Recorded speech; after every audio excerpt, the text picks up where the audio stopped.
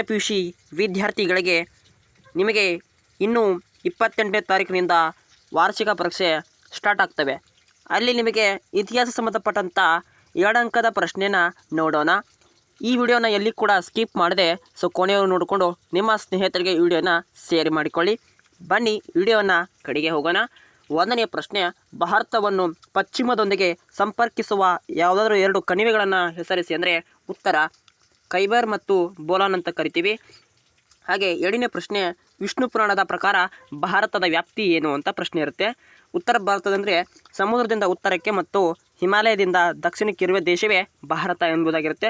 3ನೇ ಪ್ರಶ್ನೆ, ಭಾರತದ ಯಾವುದಾದ್ರೂ 2 ಹೆಸರುಗಳನ್ನು ತಿಳಿಸಿ. ಅಂದರೆ ಭರತ ವರ್ಷ, ಭರತ ಖಂಡ ಆಗಿರುತ್ತೆ.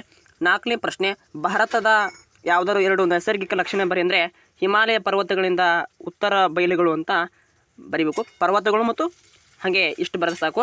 5ನೇ ಪ್ರಶ್ನೆ, ಭಾರತದ ಯಾವುದಾದ್ರೂ 2 ಪರ್ವತಗಳನ್ನು ಹೆಸರಿಸಿ. ಅಂದರೆ ವಿಂಧ್ಯ ಮತ್ತು ಅರಾವಳಿ ಪರ್ವತ ಅಂತ ಕರಿತೀವಿ. ಇನ್ನು ಭಾರತದಲ್ಲಿ ಉದಯಿಸುತ್ತಿರುವಂಥ 2 ಧರ್ಮಗಳನ್ನು ಹೆಸರಿಸಿ. ಅಂದರೆ ಬೌದ್ಧ ಧರ್ಮ ಮತ್ತು ಜೈನ ಧರ್ಮ ಆಗಿರುತ್ತೆ. 7ನೇ ಪ್ರಶ್ನೆ, ವಿಶ್ವ ಪರಂಪರೆ ಪಟ್ಟಿಯಲ್ಲಿರುವಂಥ ಭಾರತ 2 ಐತಿಹಾಸಿಕ ಸ್ಥಾನಗಳನ್ನು ತಿಳಿಸಿ. ಅಂದರೆ ಹಂಪಿ, ಪಟ್ಟದಕಲ್ಲಾಗಿರುತ್ತೆ. ಇನ್ನು 7ನೇ, ಇಲ್ಲಿ ಪ್ರಾಚೀನ ಭಾರತ ಯಾವುದಾದ್ರು 2 ವಿಶ್ವವಿದ್ಯಾಲಯಗಳನ್ನು ತಿಳಿಸಿ. ಅಂದರೆ ನಳಂದ ಮತ್ತು ಕಾಶಿ ಅಂತ ಕರಿತೀವಿ. ಕವಿರಾಜ ಮಾರ್ಗದ ಪ್ರಕಾರ ಕರ್ನಾಟಕದ ವಿಸ್ತಾರವೇನು? ದಕ್ಷಿಣದಲ್ಲಿ ಕಾವೇರಿ ನದಿಯಿಂದ ಉತ್ತರದಲ್ಲಿ ಗೋದಾವರಿ ನದಿವರೆಗೂ ವಿಸ್ತರಿಸಿದೆ.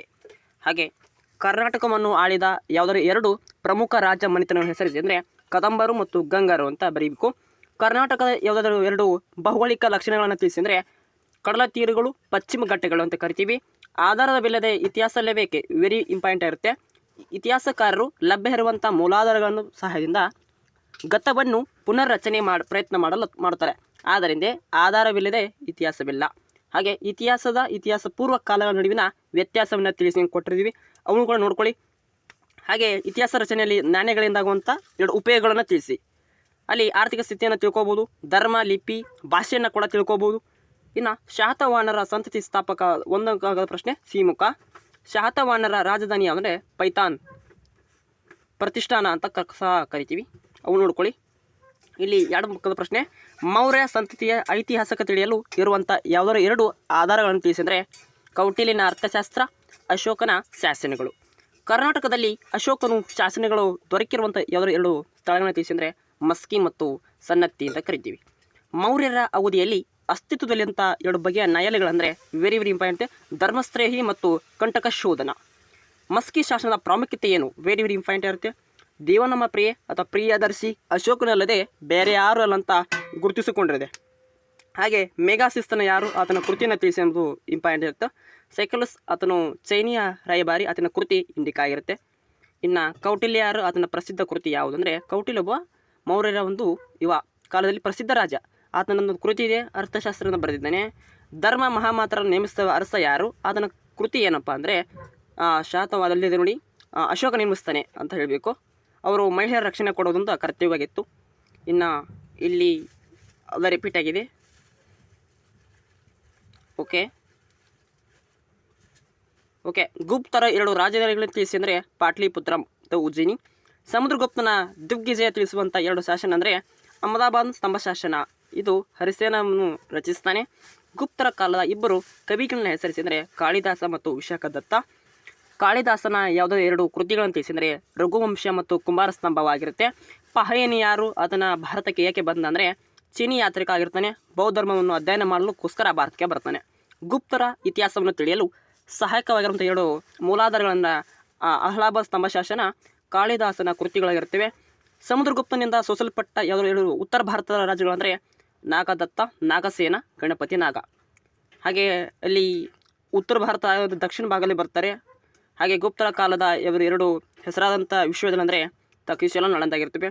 ವರಾಹಮಿಹಿರನ ಯಾವುದಾದ್ರು ಕೃತಿಗಳನ್ನು ತಿಳಿಸಿದ್ರೆ ಬೃಹತ್ ಸಂಹಿತೆ ಮತ್ತು ಬೃಹತ್ ಜಾತಕ ಆಗಿತ್ತು.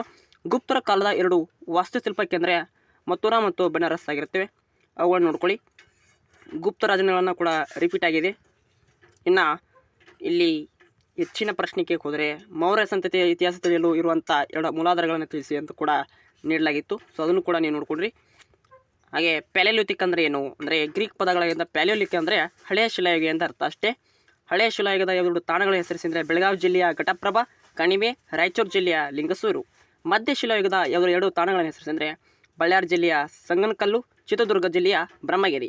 ನಿಯೋಲಿಥಿಕ್ ಅಂದರೆ ಹೊಸ ಶಿಲಾಯುಗ, ನಿಯೋ ಎಂದರೆ ಹೊಸ ಲಿಥಿಕ್ ಎಂದರ್ಥ ಅಂತ ಬರೀಬೇಕು. ಹೊಸ ಶಿಲಾಯುಗದ 2 ತಾಣಗಳೆಂದರೆ ಕರ್ನಾಟಕದ ಮಸ್ಕಿ, ಆಂಧ್ರ ಪ್ರದೇಶ ಕರ್ನೂಲ್. ಅಷ್ಟು ನೋಡ್ಕೊಳ್ಳಿ.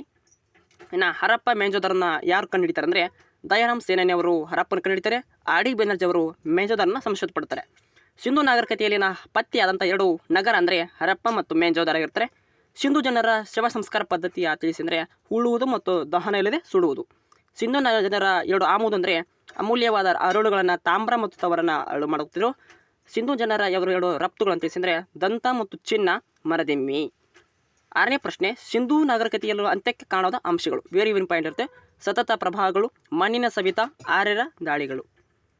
ಇನ್ನು ಇಲ್ಲಿಂದ ಲಾಸ್ಟ್ ನೋಡಿ, ವರ್ಧಮಾನನ ತಂದೆ ತಾಯಿಯ ಯಾರು? ತಂದೆ ಸಿದ್ಧಾರ್ಥ, ತಾಯಿ ತ್ರಿಶಲಾದೇವಿ. ವರ್ಧಮಾನನ ತ್ರಿರತ್ನಗಳನ್ನು ತಿಳಿಸಿದರೆ ಸಮಕ ಜ್ಞಾನ, ಸಮಕ ನಂಬಿಕೆ. ಜೈನ್ ಸಭೆಗಳು ಎಲ್ಲಿ ಜರುಗಿತು ಅಂದರೆ ಪಾಟ್ಲಿಪುತ್ರ, ವೆಲ್ಲೆಬಿಲ್ ನಡೀತಿವೆ. ಜೈನ್ ಧರ್ಮದ 2 ಪಂಗಡ ಅಂದರೆ ಶ್ವೇತಾಂಬರರು ಮತ್ತು ದಿಗಂಬರ ಇರ್ತಾರೆ.